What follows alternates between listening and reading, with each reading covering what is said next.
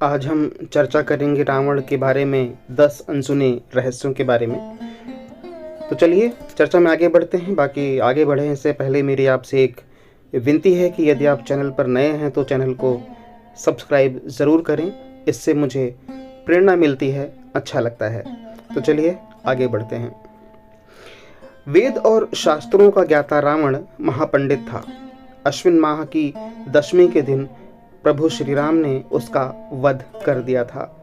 रावण नाम का दुनिया में कोई दूसरा आदमी कभी नहीं हुआ। कोई अपने बच्चे का नाम रावण नहीं रखता है।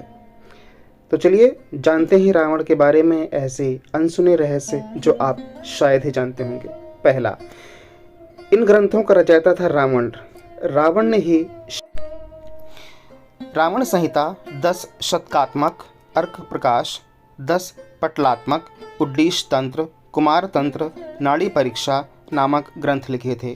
ये भी कहते हैं कि रावण ने ही अरुण संहिता, अंक प्रकाश, इंद्रजाल, प्राकृत कामधेनु, प्राकृतिक लंकेश्वर और रमणीयम आदि पुस्तकों की रचना भी की थी। दूसरा, खोजी बुद्धि थी रावण की। रावण हर समय खोज और आविष्कार को ही महत्व देता था।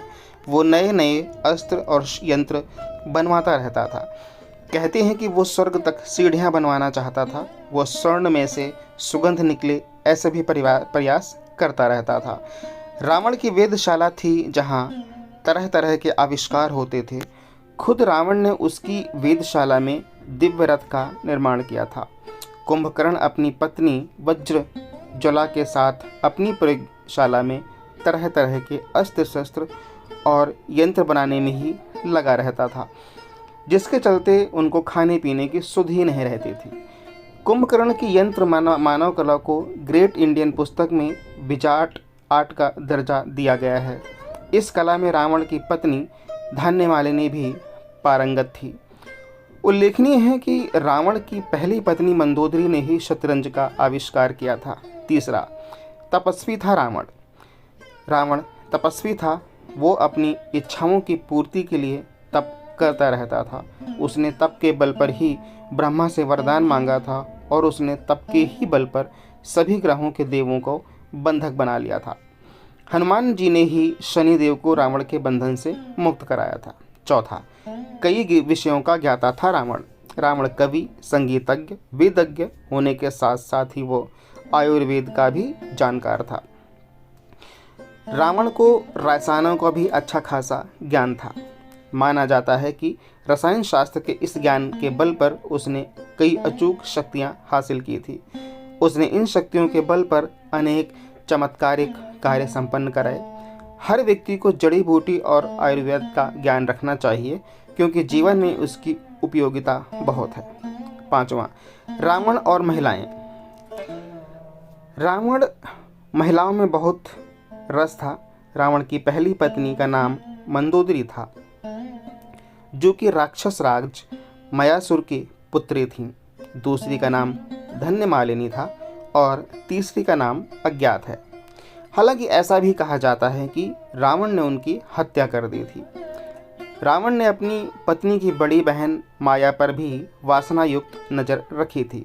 इसके अलावा रावण ने विष्णु भक्त तपस्विनी वेदवती का भी शील भंग करने का प्रयास किया था, जिसके चलते उन्होंने अपनी देह त्याग दी और रावण को श्राप दिया कि एक स्त्री के कारण ही तेरी मृत्यु होगी।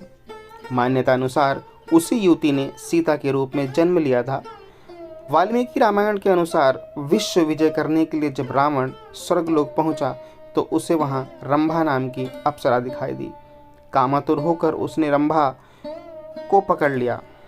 तब अप्सरा रंभा ने कहा कि आप मुझे इस तरह से स्पर्श ना करें, मैं आपके बड़े भाई कुबेर के बेटे नल कुमार के लिए आरक्षित हूँ, इसलिए मैं आपकी पुत्रवधू के समान हूँ। लेकिन रावण ने उसकी बात नहीं मानी और रंभा से दुराचार किया। ये बात जब नल कुबेर को पता चली तो उसने रावण को श्राप दिया कि आज के बाद रावण बिना किसी स्त्री की इच्छा के उसको स्पर्श नहीं कर पाएगा, और यदि करेगा तो उसका मस्तक 100 टुकड़ों में बंट जाएगा। छठा, रावण का शव। अगस्त 1971 में एक बौद्ध भिक्षु ने दावा किया था कि एक पर्वत शिखर पर बने सुदृढ़ किले में रावण का शव अपनी पूर्व अवस्था में अब भी सुरक्षित रखा हुआ है। मान्यता के अनुसार रैगला के भयानक जंगलों के बीच एक विशालकाय पहाड़ी पर रावण की गुफा है। रैगला के इलाके में रावण की ये गुफा 8000 फुट की ऊंचाई पर स्थित है, जहां 18 फुट लंबे ताबूत में रखा है रावण का शव। इस ताबूत के चारों तरफ लगा है एक खास लेप, जिसके कारण ये ताबूत हजारों साल से जस का तस रखा हुआ है। 7वां, क्या रावण फिर से जीवित हो जाएगा? कहते हैं कि रावण की मृत्यु के बाद उसके अंतिम संस्कार की जो जिम्मेदारी थी वो विभीषण को सौंपी गई थी, लेकिन लंका की राजगद्दी संभालने की जल्दी में विभीषण ने रावण के शव को वैसे ही छोड़ दिया था, जिसके बाद रावण के शव को नागकुल के लोग अपने साथ ले गए थे। नागकुल के लोगों को यकीन था कि रावण की जो मृत्यु है वह क्षणिक है और वो फिर से जीवित हो जाएगा। उन्होंने रावण को फिर से जीवित करने की कई बार कोशिश भी की, लेकिन उन्हें अभी तक तो सफलता नहीं मिली है। जिसके बाद उन्होंने रावण के शव को सुरक्षित रखने के लिए विभिन्न रसायनों का इस्तेमाल किया और उसे मम्मी के रूप में रख दिया। श्रीलंका के कई लोगों के बीच यह मान्यता है कि रावण एक दिन जिंदा होकर पुनः लौट आएगा। 8वां, रावण का राज्य विस्तार। रावण ने सुंबा और बाली द्वीप को जीत कर अपने शासन का विस्तार करते हुए अंगद्वीप, मलयद्वीप, वराहद्वीप, शंखद्वीप, कुशद्वीप, यवद्वीप और आंध्रालय पर विजय प्राप्त की थी। इसके बाद रावण ने लंका को अपना लक्ष्य बनाया। लंका पर कुबेर का राज्य था। आज के युग के अनुसार रावण का राज्य विस्तार इंडोनेशिया, मलेशिया, बर्मा, दक्षिण भारत के कुछ राज्य और श्रीलंका पर रावण का राज था। दरअसल माली और सुमाली और माल्यवान नामक तीनों दैत्यों द्वारा त्रिकूट सुबेल पर्वत पर बसाई लंकापुरी को देवों और यक्षों ने जीतकर कुबेर को लंकापति बना दिया था। रावण की माता कैकेसी सुमाली की पुत्री थी। उसने नाना के उकसाने पर रावण से अपनी सौतेली माता इलविल्ला के पुत्र कुबेर से युद्ध की ठानी, परंतु पिता ने लंका रावण को दिलासा दी तथा कुबेर को कैलाश पर्वत के आसपास के त्रिविष्टप अर्थात तिब्बत क्षेत्र में रहने के लिए कह दिया। इसी तारतम्य में रावण ने कुबेर का पुष्पक विमान भी छीन लिया था। 9वां, रावण ने रचा था नया संप्रदाय।